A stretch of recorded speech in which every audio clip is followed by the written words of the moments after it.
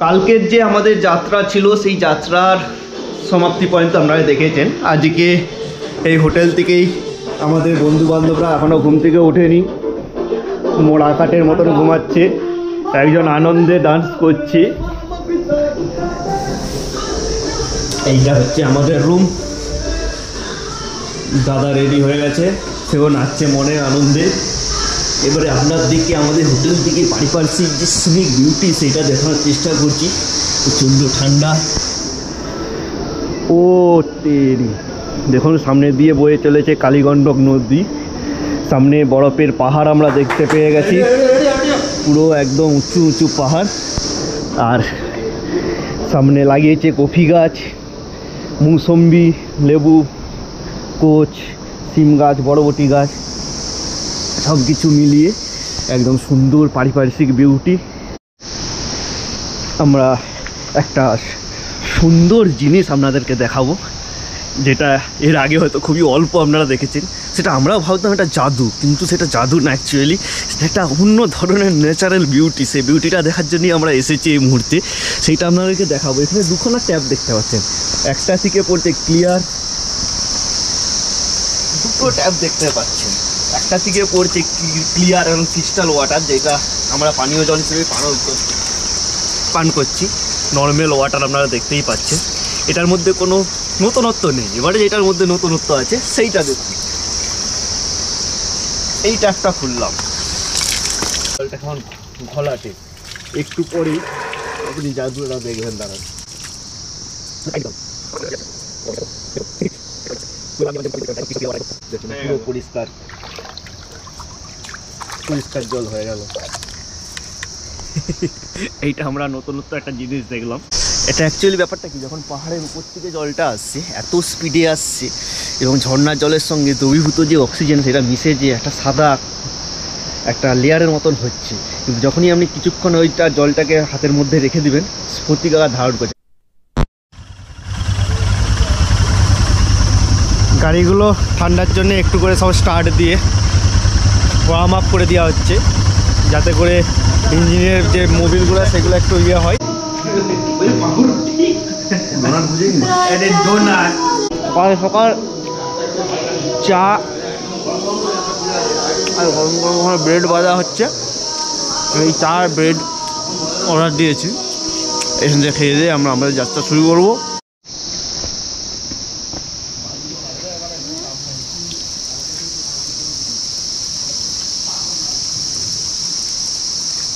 গরম গরম ডিম ছিল, আন্ডা ছিল, খেয়ে নিলে হতো। এগুলো এখন ফুলে এত বড় বড় হচ্ছে দেখি, একটা এরকম একখানা খেতে গেলে আপনার দাঁতের যে মাড়ির পেশি সেটার পরীক্ষা মোটামুটি আপনার হয়ে যাবে। এত এগুলো আমরা এগুলো মেলাতে ভেলপুরি খাই, ভেলপুরিরই এটা বিগ ভার্সন।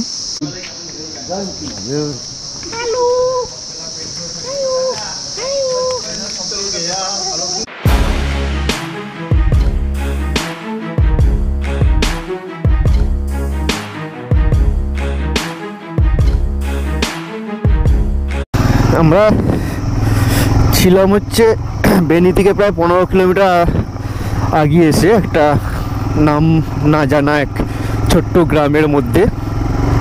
তো কালকে আমাদের গাড়িতে অনেক ডিফিকাল্টিসের জন্য আমরা কালকে আমাদের যে গন্তব্য সেটা অ্যাচিভমেন্ট করতে পারিনি, কিন্তু আজকে আমরা মহাদেবের নাম নিয়ে আমরা আমাদের যাত্রা শুরু করছি। যাই হোক, এটাই তো অ্যাডভেঞ্চার। রাস্তার মধ্যে বাধা বিপত্তি যে সমস্ত আছে সেই সমস্তকে আমাদের অতিক্রম করে আমাদের যে গন্তব্য সেই গন্তব্যতে যেতেই হবে। তবে অ্যাডভেঞ্চার তো এটাই একটা মজা, যে রাস্তাতেই তো আসল মজা। ডেস্টিনেশনে পৌঁছানোর যে একটা উত্তেজনা বা একটা রোমাঞ্চকর কাহিনী সেটা তো রাস্তাতেই তৈরি হয়। সেটা আপনারা ডেস্টিনেশনে গিয়ে সেইটা আপনারা সেইটাই ফিলটা করতে পারবেন না, কিন্তু যে যাচ্ছি যাবো রাস্তাতে কী ঘটবে কী দেখবো, মানুষের জনের সঙ্গে কথাবার্তা, খাওয়া দাওয়া, এইটাই তো একটা রোড অ্যাডভেঞ্চারের পাওয়া।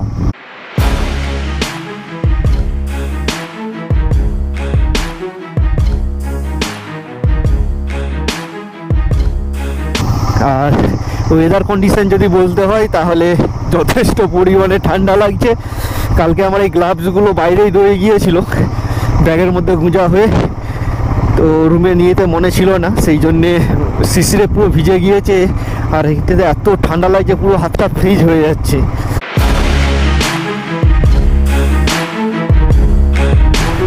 কালীগণ্ডকী রিভার ব্রিজ,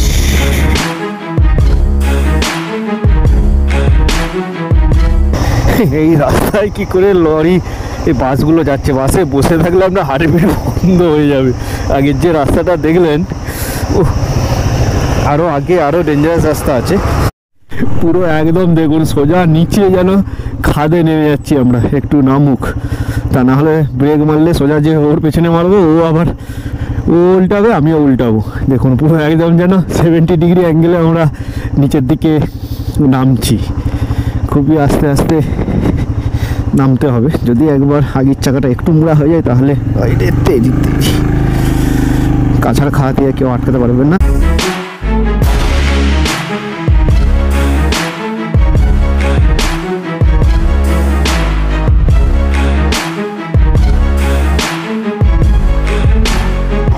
এই উঠলাম, এবারে নামবো।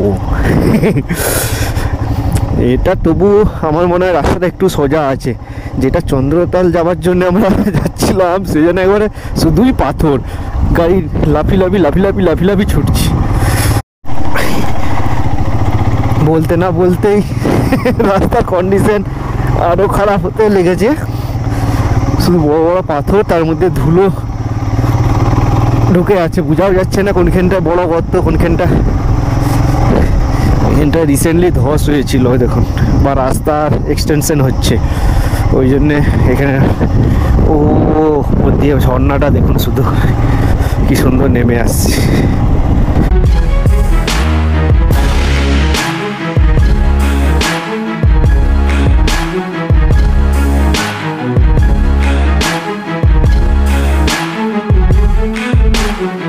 রাস্তায় শুধুমাত্র মহাদেবেরই নাম আপনার মাথায় আসবে, হর হর মহাদেব বলতে হবে, আর এগিয়ে যেতে হবে আমাদেরকে। পুরো 80 ডিগ্রি অ্যাঙ্গেলে উঠছে দেখুন, পুরো গাড়ি আগের চাকা উপরে উঠে গেছে। সুরজিৎ আবার ডবলে নিয়ে আসছে মণিকান্তকে পেছনে বসিয়ে, তাহলে তার আরও কতটা চাপ পড়ছে।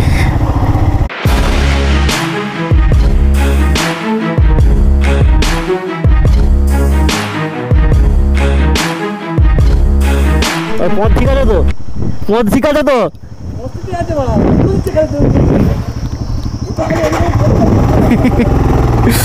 মণিকান্তকে জিজ্ঞেস করছিলাম যে পেছনের অবস্থা তোর কিরকম আছে, বলছে আমি মজায় আছি। অবশ্য নেচারের এত বিউটি, সেই বিউটি দেখে আর মানুষের কষ্টটাকে কষ্ট মনে হয় না। তা না হলে যদি এটা নর্মালি আপনার রোজের কাজ হতো তখন আপনাকে এটাকে বোরিংনেসটা আরও বেশি আসতো।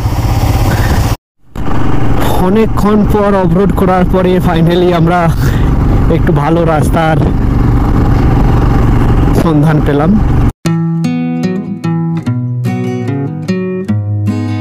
বাহ, ঘরগুলো বেশ সুন্দর, উপরে স্লেট পাথর দিয়ে, আর পাথরকে নর্মাল গ্রানাইট পাথরকে কেটে কেটে চৌকা চৌকা করে ঘর করেছে সাদা কালারের, যেটা আমরা তিব্বতের দিকে দেখতে পাই মাডের, বা আমরা হিমাচলে যেগুলো মাড ভিলেজে বা স্পিতিতে দেখতে পাই, কেটে কেটে করেছে। এখানেও পেট্রোল পাম্প আমরা দেখতে পাচ্ছি। এটা হচ্ছে মুক্তিনাথ থেকে 57 কিলোমিটার আগে এই পেট্রোল পাম্পটা আমরা দেখতে পাচ্ছি। খোলা আছে অবশ্য, তা পেট্রোল সবসময় অ্যাভেলেবেল থাকে কিনা সেটা জানা নেই, আমাদের চেক করাতে হবে কিনা জানি না।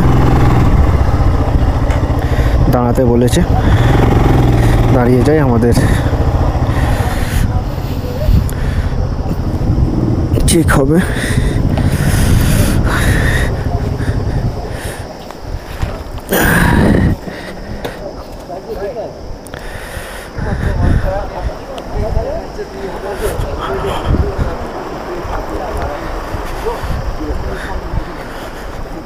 Sir papers, sir sir papers दिखाना पड़ेगा। कौन सा हाँ कौन सा पेपर? तो मेरे को गाड़ी का गाडीको कागजपत्र सहित एन्ट्री गरेर आउनु। ठीक है ठीक है।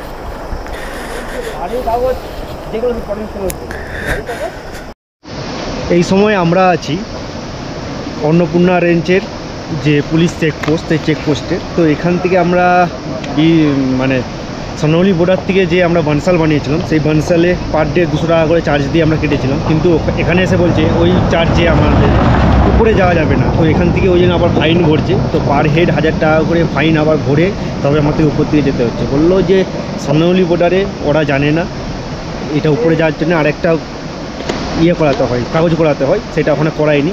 তো আপনারা যদি বীরগঞ্জ থেকে আসতেন তাহলে আপনাদের ওই পারমিটটা এখান থেকে দিই। তো সেইটা আমরা এখানে দেখাতে পারিনি বলে সেই জন্য আবার এখান থেকে 1000 টাকা করে চার্জ নিয়ে আমাদের এখান থেকে আবার পর্চি দিচ্ছে। তো ওরা বলছে এটা পুরো নেপাল গভর্নমেন্টেই যাচ্ছে, এটা কোনো আমাদের ঘুষ বা অন্য কিছু না। তো আপনারা যদি বীরগঞ্জ দিয়ে আসেন তাহলে ওটা কেটে দেবে। যদি সনৌলি বর্ডার হয়ে আসেন তাহলে আপনারা বলবেন যে আমরা মুস্তাং যাব, সেই মুস্তাং যাওয়ার জন্য যে কাগজপত্র করতে হয় সেটা সেখান থেকে করে আনবেন, নাহলে এখানে ফাইন অনেক বেশি টাকা পড়ে যাবে। তো আমরা বুঝি বাজিয়ে আমরা 4 জনে 4টে বাইকে 2000 টাকা দিয়েছি। দিয়ে আমাদের বললো যে এই কাগজপত্র আপনারা যেখানেই দেখাবেন বা আপনারা বীরগঞ্জ দিয়ে যখন বেরোবেন তখন আপনাদের আর কোনো সমস্যা হবে না। তো আমরা যে কালকে পারমিটটা নিয়েছিলাম, তো একটা পারমিট কেটে নিয়েছে আর 2টো আমার দিকে ফেরত দিয়েছে। তো এখনও আছে, উপরে আরও লাগবে। তো বললো এখান থেকে রাস্তা আপনাদের ভালো আছে, বা এই যে পারমিট নিচ্ছেন এরপর থেকে যদি কোনো অসুবিধা হয় তো আমাদের রেসপন্সিবিলিটি। তো যদি না এই কাগজটা করে যান, মানে যেটা ফাইন হচ্ছে, তাহলে আমরা কোনো রেসপন্সিবিলিটি নেব না। তো ওই জন্য আমরা ফাইনটা কেটে নিচ্ছি, কোনো গণ্ডগোলে যাচ্ছি না। তবে যে কোনো চেকপোস্টে, গভর্নমেন্ট অফিসে এগুলো জানা দরকার। ওরা বলছে ওরা জানে না সনৌলি বর্ডারে, কিন্তু এগুলো জেনে রাখা খুবই দরকার। তা না হলে এরকম টুরিস্টরা এসে এখানে ভোগান্তির মধ্যে পড়বে, এটা ঠিক না। যাই হোক, আমরা চেকপোস্ট ক্রস করে আমরা আগের দিকে এগাবো। টাইম এখন 8টা 20 বাজছে। মোটামুটি সূর্যের আলো উঠেছে, ক্লিয়ার স্কাই আছে। সকালে টিফিন আমরা করে নিয়েছি, আগে গিয়ে আমরা লাঞ্চ করব। এখানে যে আমরা চার্জ ভরলাম, চার্জ ভরার পরে আমার দিকে এই পর্চিটা দিয়েছে। এই পর্চিটা কেটে আমার দিকে আবার উপরে চেকপোস্ট আছে, সেই চেকপোস্টে শো করাতে হবে, দিয়ে আমরা আগের দিকে যাব। তো এখানে 500ই লিখেছে, 1000 বলেছিল, 500 করেই যাই হোক লেগেছে এনসিতে। তো এটা কেটে আমরা বাকিটা রাখি, আবার আগে চেক করবে। চেকপোস্টে আমরা কাগজপত্র সব ছবিটা শেষ করার পরে আমরা আবার উপরের দিকে এগোতে লাগলাম।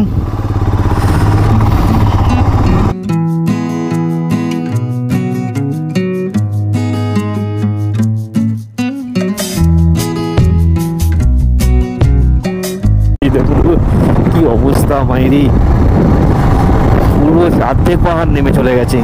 সামনে বরফের মাউন্টেনটা পুরো সূর্যের আলো পড়ে আলোটা ঠিকরে উঠেছে, আর ঠান্ডাটাও সেই লেভেলের বাড়ছে।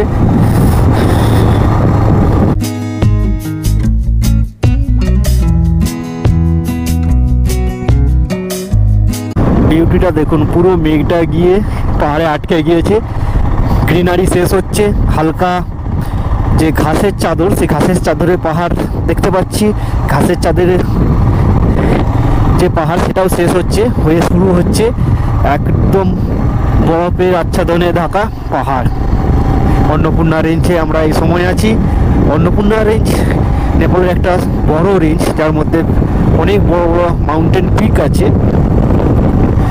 প্রায় 7টা না 8টা মাউন্টেন পিক আছে, আমার ঠিক জানা নেই, তো মেবি 7-8টা মাউন্টেন পিক আছে। ও পটের মতন আঁকা ছবি, আলাদাই আলাদাই ভাই। যদি পৃথিবীটা স্বপ্নের দেশ হয় তবে কেমন হতো তুমি বলো তো। লেটে আমরা এখন লেটে ব্লেডে আছি, আলাদাই ভাই আলাদাই। দাদা পুরকি তো সোজায় দাঁড়িয়ে গেছে, রোদটাই অবশ্য এইরকম।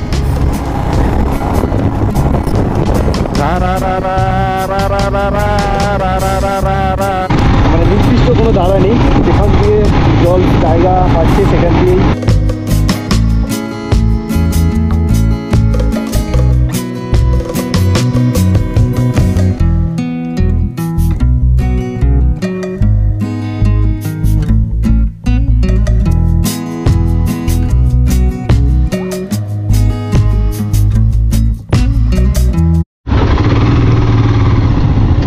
দিয়ে ওভারব্রিজ হচ্ছে, কিন্তু আগে নদীটা দিয়েই রাস্তা ছিল, এই দেখুন এখান থেকে একটু উপর দিয়ে পড়েছে, নদীর জলস্তর বেড়ে গেলে রাস্তা বন্ধ এরকম।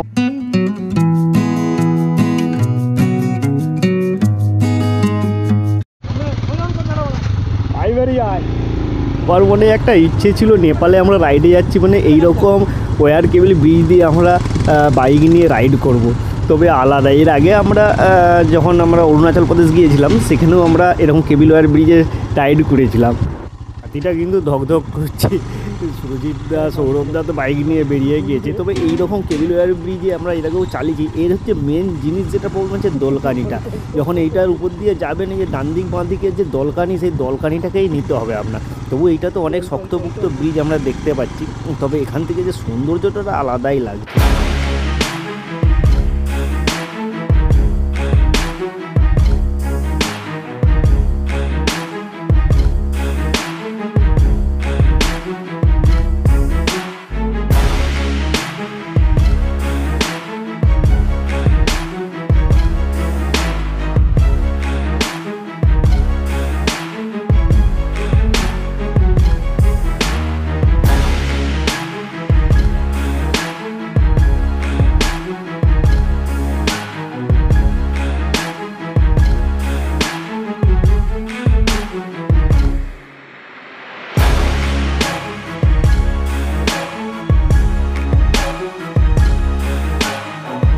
কি বলবো, সৌন্দর্যের ভাষা আমরা ভাষার দ্বারা প্রকাশ করতে পারবো না। মনে হচ্ছে পুরো রোডটাকেই আমরা ক্যামেরাবন্দি করে ঘরকে নিয়ে যাই স্মৃতি হিসেবে।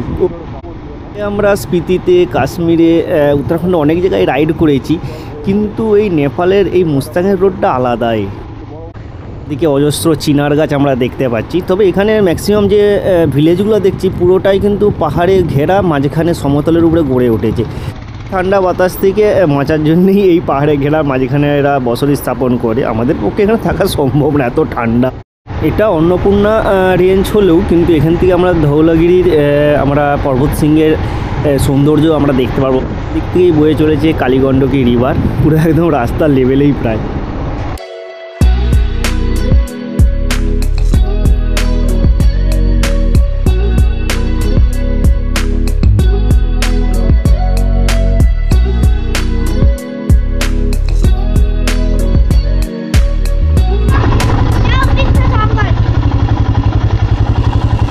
ग्रीन एप्पल कितने का पैकेट?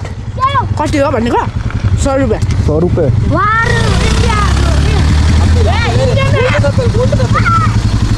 हाँ गोल्डन है, गोल्डन। टेस्ट है ना? टेस्ट टेस्ट अच्छा है। Side side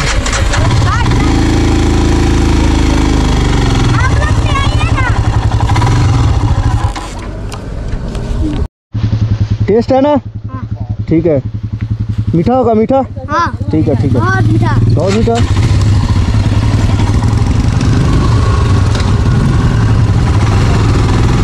Tata. कूले कूले।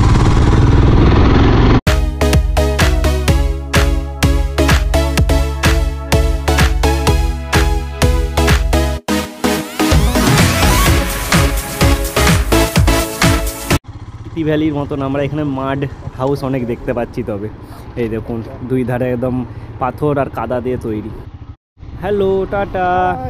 আমার এই দুধারে বাঁদিকটা আবার দেখুন আপেল গাছ, দেখুন বাউরে আপেল ধরে আছে পুরো একদম যেন ঝাঁকে ঝাঁকে ভর্তি একদম। এই মুহূর্তে আমরা একটা সুন্দর বিউটি দেখে দাঁড়িয়ে পড়েছি এই নেচারের একটা সুন্দর মজা নিতে। প্রচণ্ড পরিমাণে হাওয়া বইছে, হাওয়ার সঙ্গে এই যে গুঁড়ো গুঁড়ো ডাস্টগুলো এসে চোখে পড়ছে, তাই সানগ্লাস পরে থাকা অবশ্যই ভালো। যদি বিউটি দেখতে হয় দেখুন পেছন দিয়ে বয়ে চলেছে কালীগণ্ডক নদী, পুরো অন্নপূর্ণা রেঞ্জের মধ্যে বরফের আচ্ছাদনে ঢাকা পাহাড়, ছোটো ছোটো গাছ, আপেল গাছ, মানুষজন, সুন্দর একটা ভালো লাগছে এইরকম। এরপরে আমরা খুব শীঘ্রই 10 কিলোমিটারের মধ্যে জমসম ঢুকবো, জমসম ঢুকে আমরা রুম নেব।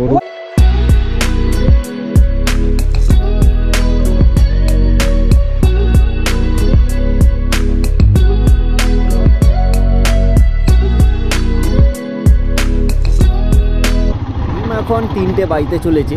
তো আমরা পুরো রোডটা আজকে বিরাট বিরাট এনজয়মেন্ট করেছি, কারণ আজকে আমাদের বেশি রাইড ছিল না। দেখেইছেন সকালবেলা আমরা বেরিয়েছি, রাস্তায় কত কিছু আমরা অ্যাডভেঞ্চার এবং আনন্দ করেছি, দাঁড়িয়েছি, খেয়েছি, নেচারকে উপভোগ করেছি। এখন আমরা জমসমে ঢুকতে চলেছি। জমসম হচ্ছে মুস্তাং ডিস্ট্রিক্টের হচ্ছে সদর শহর।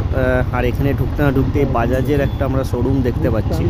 হিমালয়ের পাদদেশে মোটামুটি হাই অল্টিটিউডে আমরা যত ইন্টেরিয়র ভিলেজই আমরা দেখেছি, এরকম রিমোট ভিলেজগুলো সবই মানে ক্যারেক্টারিস্টিক প্রায় সেম। এখানের জনবসতি, ঘরদুয়ার, কিন্তু এখানে জমসমে এত পরিমাণে ফরেনার আসে, সেই জন্য এখানে ফরেনারদের থাকার জন্য স্পেশালিটিসের জন্য বড় বড় হোটেল এবং খাবার জায়গা, রেস্তোরাঁ সব তৈরি হয়েছে। তো আমরা আজকে এখানে একটা মোটামুটি রুম দেখব, রুম দেখে আমরা এখানে আজকে স্টে করব, দিয়ে আমরা তারপরে বেরিয়ে যাব এর উদ্দেশ্যে। তো এখানে মেন মানুষেরা যেটা আসে মুক্তিনাথ দর্শন আর আপার মুস্তাং রাইড, বা এখানে হচ্ছে আপনার ট্রেকিং করার জন্যে মেনলি।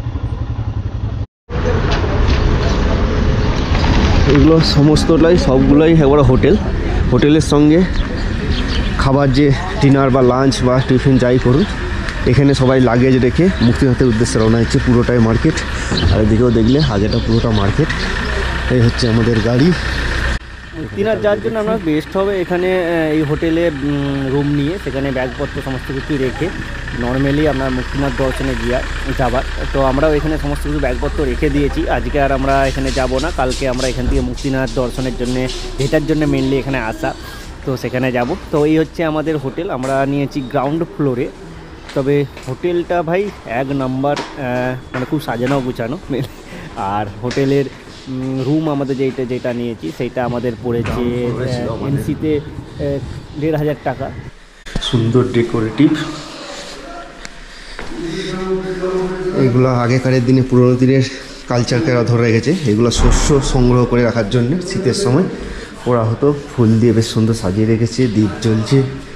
তিব্বতী কালচারের যে সমস্ত খাবার করার যে সিস্টেম সেই সব আছে। এটা একটা ফসিলস আমরা দেখতে পাচ্ছি। পুরো হোটেল সিল্ড একেবারে।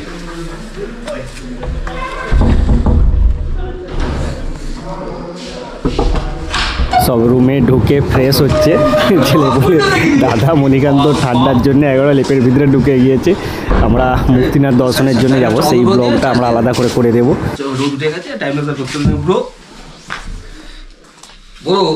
ঠান্ডায় সব জমে গেছে। এখনো হোটেল হচ্ছে জমসম এয়ারপোর্ট, জমসম এয়ারপোর্টেরই একদম সাইডের হোটেলটা আমরা নিয়েছি।